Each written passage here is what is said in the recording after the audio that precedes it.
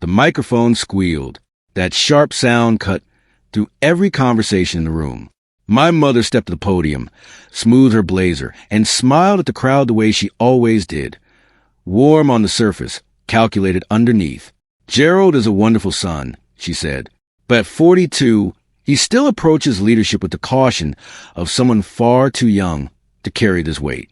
The crowd laughed, politely, which made it worse than cruelty would have. I sat in the third row with a thick folder on my lap and my jaw locked tight.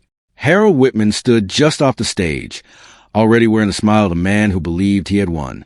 My wife, Vera, sat 2 seats away. She didn't look at me. That hurt more than anything my mother had said. Before I continue, let me introduce myself. My name is Gerald Webb. I am 42 years old, raised in Millbrook, Ohio, a factory town where your family's reputation followed you everywhere. If you are new here, please subscribe and hit the bell. I share real stories about family, betrayal, and the comebacks most people never see coming. Now, back to the story.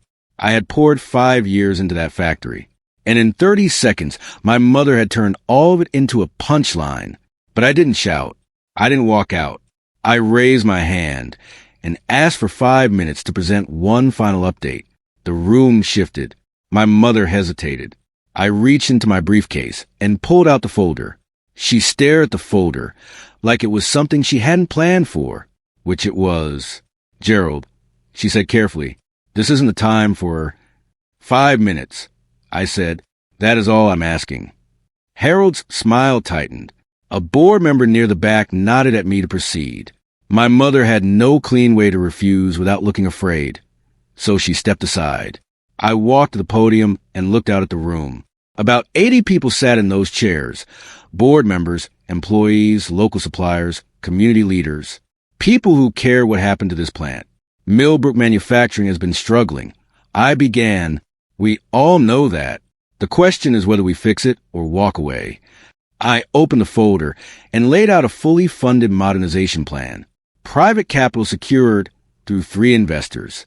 Employee retraining programs tied to new production contracts. Long-term supply agreements already in early negotiation. The room leaned forward. I watched Harold's face as I spoke.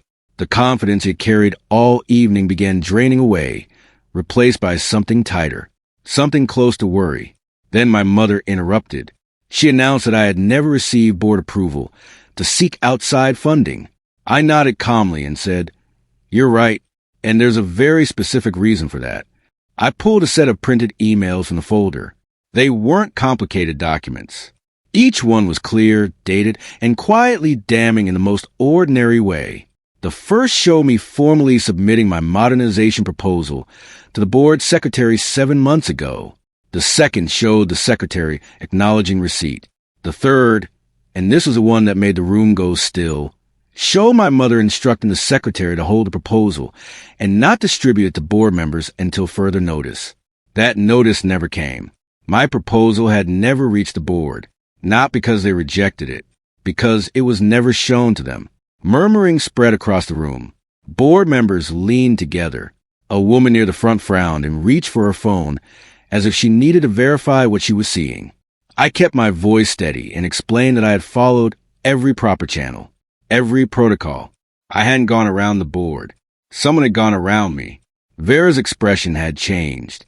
She was watching me closely now, somewhere between confusion and something that looked uncomfortably like guilt. Harold said nothing. His jaw was tight. I reached into the folder again. "Now I need to talk about something else I discovered," I said, "because what I found reveals a pattern, and that pattern involves someone in this room who is not me. This still doesn't explain why you went outside the company for funding," Harold said from his seat. His voice was controlled, but the ease was gone from it. "Because I had no other path," I said. Every meeting I scheduled was quietly rescheduled. Every donor call was blocked before it reached the right people. I didn't go outside out of arrogance. I went outside because the inside had been closed off. A board member in the second row raised his hand slightly, as though he wanted to speak, but wasn't sure yet. I moved to the next section.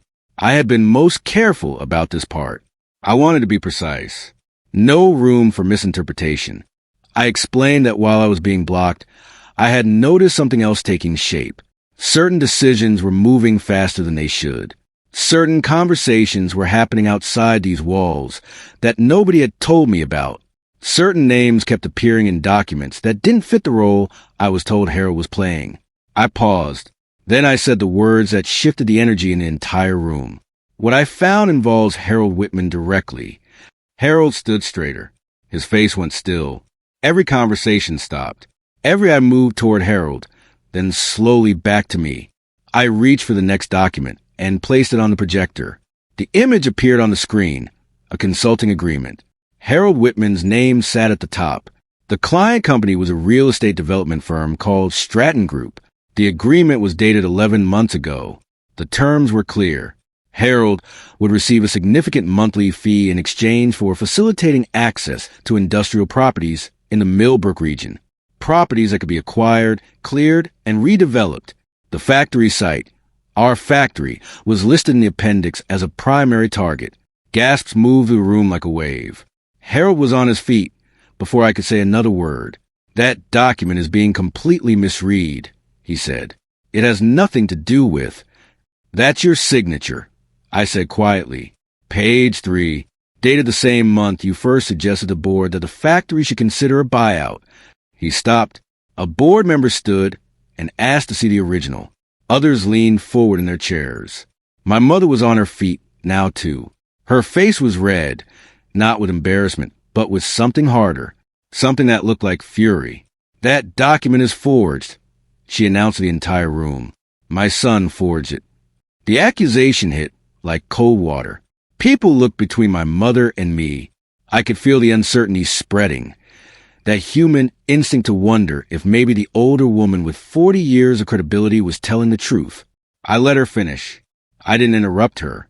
I didn't raise my voice. When she was done, I said, I understand why you'd say that. Let me explain exactly where this document came from. 14 months ago, a representative from Stratton Group reached out to me. Not to my mother, not to Harold, but to me. They approached because they knew I managed day-to-day operations.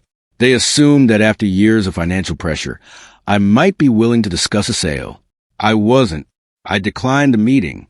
But before doing so, I asked them to send me whatever documentation they had about their interest in the site. Not because I was considering the offer, but because I wanted to understand what was being planned behind closed doors. They sent me the consulting agreement. Harold's name was on it because Harold had already been working with them for nearly a year. He wasn't just a man offering to save the factory. He was a man quietly arranging to sell it. And the Stratton Group representative who sent me that document, I said, is sitting in this room tonight. The room stirred. People began scanning faces, trying to figure out who I meant. Near the back, a man in a gray suit rose slowly. He was in his mid-50s, calm and professional. Not someone who enjoyed scenes, but also not someone who would sit quietly while his company's name was pulled into dishonesty. His name was Philip Dorsey, Senior Acquisitions Officer at Stratton Group. He confirmed everything. He confirmed Harold had entered a formal consulting arrangement with Stratton 11 months ago. He confirmed the factory site was identified as a target for redevelopment. He confirmed the strategy had involved positioning Harold as a trusted insider who could guide the board toward a voluntary sale without triggering resistance. Harold said nothing. He had stopped looking at the screen. He was staring at the floor, quietly calculating how much damage had already been done. Philip sat back down without drama. The room had changed completely. The polite crowd that chuckled at my mother's joke less than an hour ago was gone. In its place was something more serious and more alert. Then, in the corner of my eye, I saw it. My mother leaned over and whispered something into Vera's ear. Vera's face changed, and then Vera stood up. My heart dropped before she even opened her mouth. Vera was not someone who made public statements. She was thoughtful and private. Watching her stand in front of 80 people told me something important was happening, and I didn't know which direction it was going. I want to say something, she said.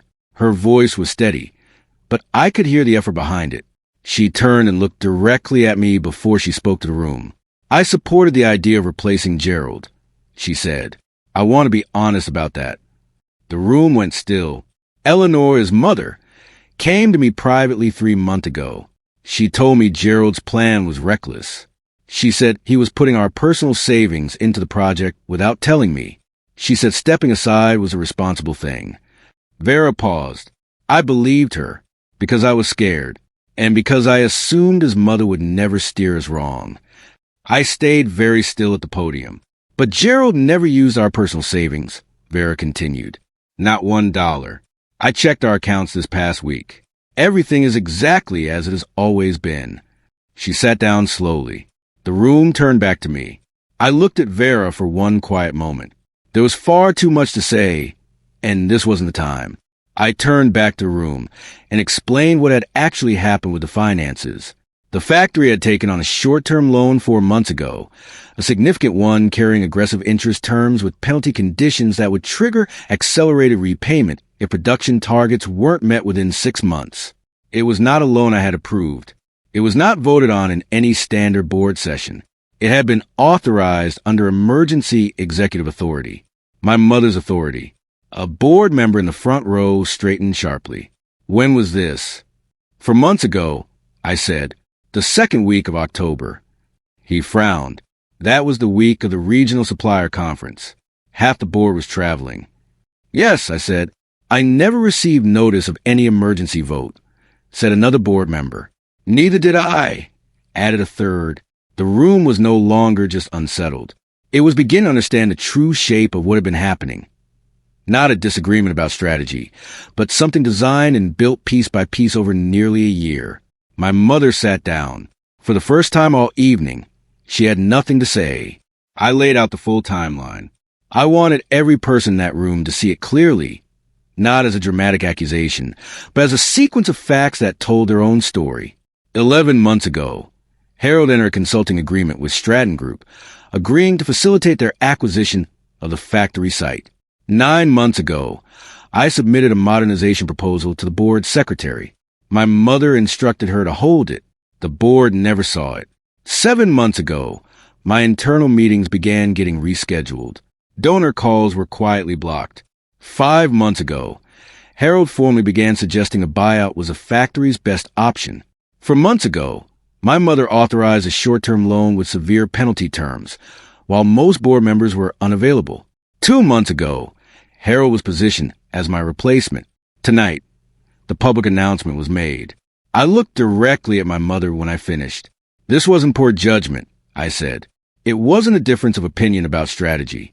This was a coordinated effort to ensure the factory would fail, so that a sale to Stratton Group would feel like the only option left. The room went completely silent. Then my mother spoke. I did what I believed was right, she said.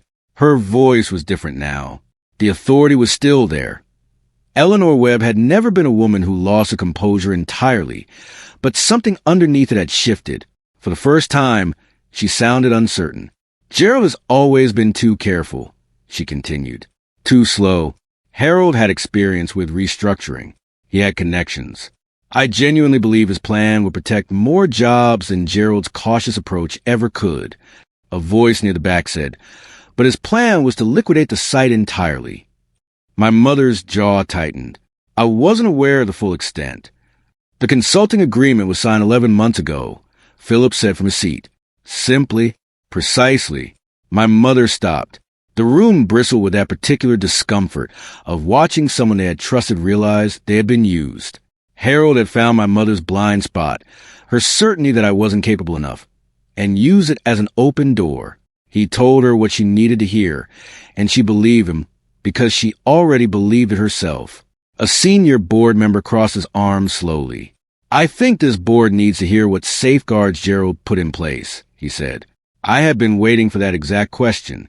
6 months ago, I said, I began to understand that something was being arranged without my knowledge. I hadn't known the specifics yet, but I had felt the shape of it. The blocked meetings, the canceled calls, the steady pressure to slow down and step back. So I did something quiet in response. I hired an independent legal firm to review the factory's governance documents, not to investigate anyone, just to understand what protections existed. What they found was important. Under the factory's original charter, drafted by my mother more than 30 years ago, any major restructuring deal, including a property sale, required a supermajority vote of the full board. Not a simple majority, not an executive decision. A full supermajority, with complete disclosure of any conflict of interest among the voting members. Harold's undisclosed consulting arrangement with Stratton Group was a direct violation of that disclosure requirement. Even if the board had voted to sell, Harold's hidden participation would have made that vote legally invalid. The factory could not be sold through the process Harold and my mother had set in motion. I looked at Harold as I finished. He stared at his hands. A board member immediately called for an ethics review. Harold stood up from his chair. He started moving toward the door. Harold. The voice came from Philip Dorsey. Harold stopped near the side aisle, one hand resting on a chair back. Philip stood calmly. If you leave this room before this process is concluded, our firm's legal team will have no choice but to cooperate fully with any investigation that follows. I want that to be absolutely clear. Harold didn't move for a long moment. Then, very slowly, he walked back to his seat. Philip addressed the room. Stratton Group entered these negotiations in good faith, based on representations made by a consultant we believed had full authority to act as facilitator. We now understand that was not the case. Effective immediately, we are withdrawing from all negotiations related to this property. The announcement landed like a stone into still water, because Harold's entire position rested on one promise: a guaranteed buyout deal ready to close. That was the reason my mother backed him. The reason the board considered replacing me. The reason the whole evening had been constructed. That deal was now gone. My mother's face shifted, not to anger this time, to something much harder to watch. The expression of someone realizing that the ground beneath them was not as solid as they believed. Harold's guaranteed solution had vanished in under 60 seconds, and the room now understood exactly what that meant. There had never been a safe option.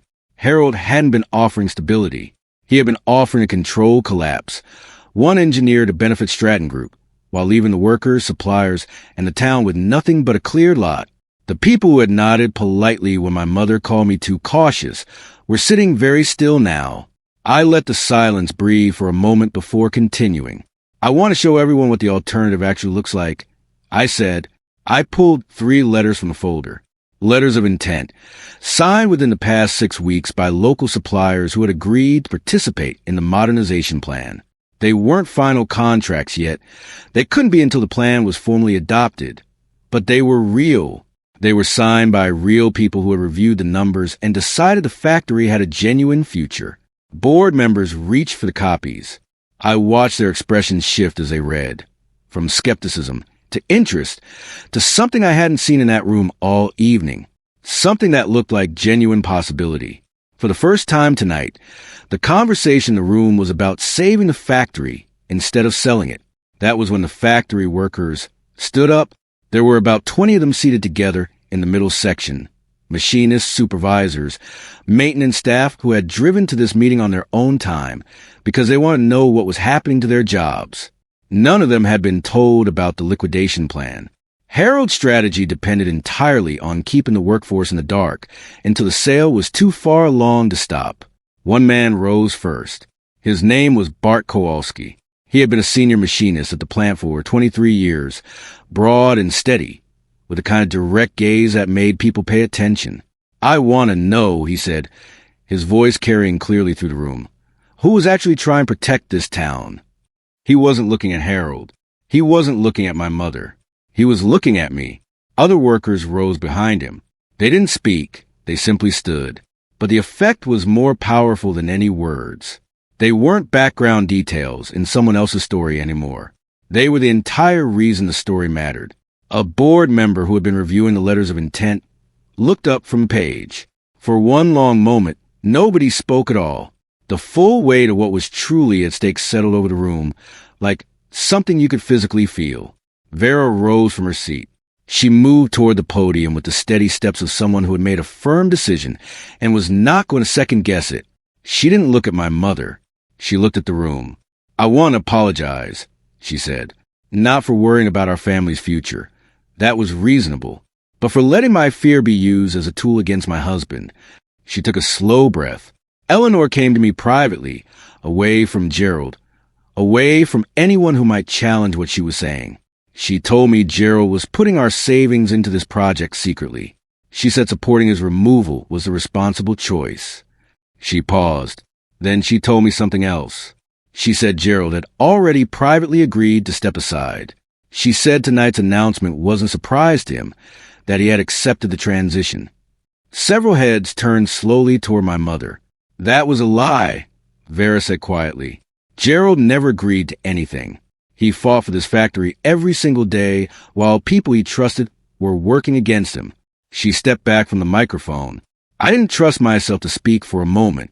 Eleanor, said Vincent Aldrich, a board member and retired attorney who had served 12 years.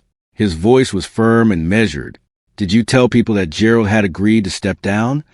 I said he was considering it, my mother replied. Those were my exact words. You told me he had agreed, Vera said from her seat. You may have misunderstood. You told my cousin the same thing, said a man near the middle. Vera's relative, a supplier who had attended out of curiosity. Word for word. Gerald has agreed to step aside. 2 weeks ago at the hardware store. My mother's composure cracked slightly, not enough for most people to notice, but I had been reading her face my entire life. I noticed. She inhaled slowly. I may have spoken in terms that were more definitive than the situation actually warranted. That's called a lie, Bart Kowalski said from the workers' section. A ripple of uncomfortable agreement moved through the room. Vincent set down the letter of intent he was holding and folded his hands carefully on the table. I would like to formally call for an emergency leadership vote, he said. Before anyone leaves this building tonight, this board needs to make its position clear. The room reorganized with quiet urgency. Vincent took control with the practiced efficiency of someone who had run formal proceedings many times before. He called for ballot papers. A board member found a notepad and began tearing it into even strips. The vote was straightforward. Board members only. One question. Who should hold executive leadership of Millbrook Manufacturing going forward? Harold didn't attempt to leave again. He sat with his arms folded and his eyes on the floor. The posture of a man who understood the vote was not going his way, but had decided remaining in the room was better than the alternative. My mother sat at the far end of her row. She wasn't looking at anyone. Her hands were folded in her lap, her chin level, maintaining the composure of a woman who had spent 40 years refusing to be broken by difficult moments. But something behind her eyes was different. The authority was still there. The certainty was not. From across the room, Vera caught my eye. She gave me one small nod. The ballot slips moved through the rows. People bent their heads and wrote. Before counting began, Vincent looked at me. Gerald, do you have anything to say to this board before we tally? I stepped to the microphone one final time. I want to say something that might surprise a few of you. I began. I didn't put this evening together because I needed to win an argument with my mother. I didn't spend months gathering documents because I wanted control. I looked at the workers seated in the center of the room. I did it because 230 people work in that building, and they deserved to know the truth about what was being planned for them. They deserved a fair fight. The only way to give them that was to make sure the full picture was in front of the people making this decision. I turned back to the board. If you choose me tonight, here is what I commit to. Full transparency on every financial decision going forward. An independent oversight committee with real authority to review any major proposal before it reaches a vote, and term limits for every leadership role, including mine, so that no single person ever holds as much unaccountable influence over this factory again.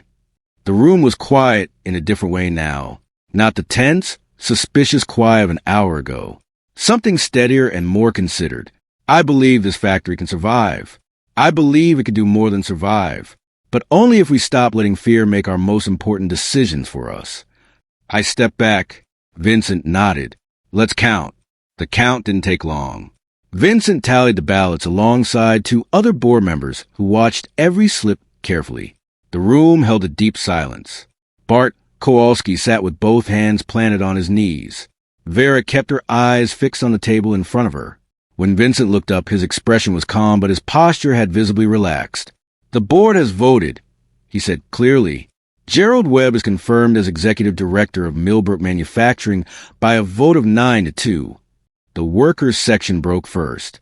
Several people stood. Someone started clapping, and the sound spread through the room until it filled every corner.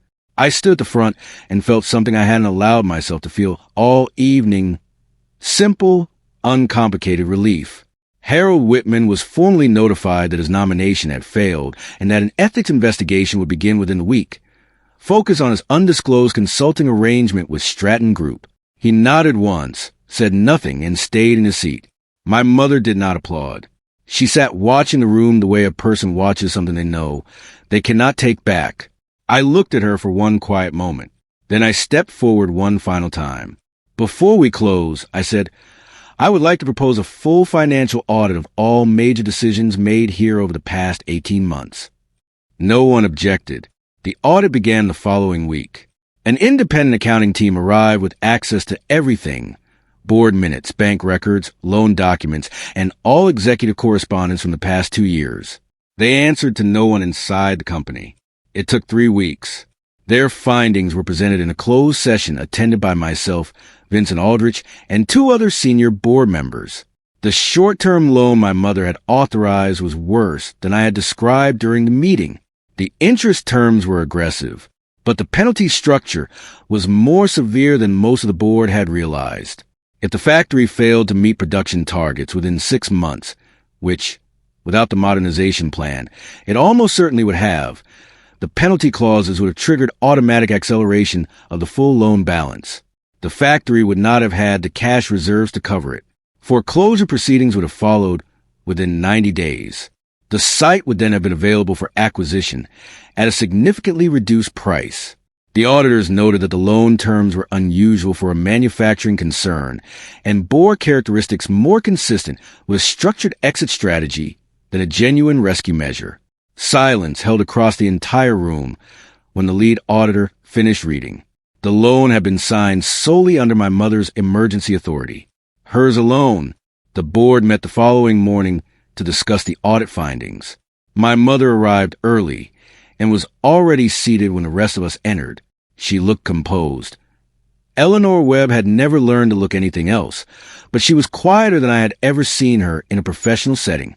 After full findings were reviewed, board member after board member asked the same question in different words. How had this been allowed to happen? How had a loan with these terms been authorized without a full vote, without disclosure, without even a basic conversation? My mother answered carefully. She maintained she had acted in the factory's best interest based on Harold's guidance. She maintained Harold had presented the loan as a standard bridge measure. She maintained she had not fully understood the penalty structure before signing. But you signed it, Vincent said quietly. I did, she said. Several board members called for her immediate resignation. I did not call for anything. I let the conversation run its full course. When they came to me, I said I believed the board should determine what accountability looked like, but that I would not be leading any effort to remove her. The room looked at me with something I hadn't expected, something that felt very close to genuine respect. The vote was not unanimous, but it was decisive. My mother was voted off the board, not amid shouting or tears or dramatic confrontation, but in the quiet, procedural way that real consequences tend to arrive. A formal resolution, a recorded vote, a brief statement from Vincent acknowledging her decades of genuine contribution to the company she had built from nearly nothing. She stood when it was finished. She thanked the board. She placed her notepad and pen neatly into her bag, picked it up, and walked steadily toward the door. She did not look at me as she passed. Harold Whitman faced a formal ethics investigation. Philip Dorsey's cooperation proved valuable. Within 4 months, Harold's consulting license was suspended pending review, and Stratton Group quietly restructured their acquisitions division. I watched all of it from the front of that building, the same place my mother had built before I was old enough to know what a factory was, and felt something complicated settle inside me. Not triumph, not relief, something harder to name. Accountability isn't satisfying the way revenge is supposed to be. It doesn't feel clean or bright. It feels like weight, the weight of something serious being handled seriously. That evening, after the building emptied, my mother's assistant knocked on my office door. Eleanor would like a word. I told him to send her in. She sat across from my desk the way she always had. Back straight, hands folded, expression controlled. We sat in silence for a moment. I built this factory with almost nothing, she said. After your father died, I had 3 employees, a broken furnace, and a lease I could barely afford. Everything out there, every machine, every job, every contract, I built all of it. I know, I said. I've always known that. I couldn't watch it fail. You didn't trust me to save it. She met my eyes. No, I didn't. It wasn't an apology, but it was something honest. And from Eleanor Webb, honesty was often harder than any apology. I watched you be careful your whole life, she said. I mistook it for weakness. Harold told me caution was just another word for fear. I believed him because part of me had already decided to believe it. I leaned back in a chair that had been hers for 30 years. Leadership isn't inherited, Mom. You didn't pass it to me simply by raising me. I had to earn it. And tonight I did, not by tearing you down, but by doing the honest work and telling the truth at the moment it mattered. She nodded slowly. You're better at this than I was, she said quietly. Then she stood, picked up her bag, and walked out. 6 months later, I stood on the same stage. The factory had been relaunched with the modernization plan running at full capacity. 43 additional workers had been hired in the first quarter. New equipment hummed behind the stage. Supplier letters of intent had become signed contracts. Retraining programs had moved 17 long-term employees into better paid, higher skill positions. The community showed up for the relaunch. Workers and their families, suppliers, local officials, faces I didn't recognize, people who had heard what happened and wanted to see where things stood. Vera stood beside me.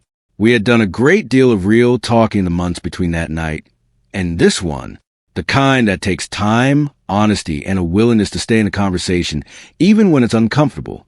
We weren't all the way through it yet, but we were doing it together. That was what mattered. My mother sat quietly in the 3rd row. She hadn't rejoined the board, but she was here, and that was something. I stepped to the microphone. I didn't talk about revenge. I didn't mention Harold or the loan or any part of that night. I talked about the workers, about what it means to believe in people others have already written off, about what trust costs when it breaks and what it builds when it holds.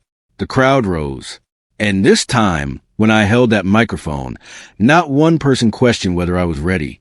I had already answered that question myself.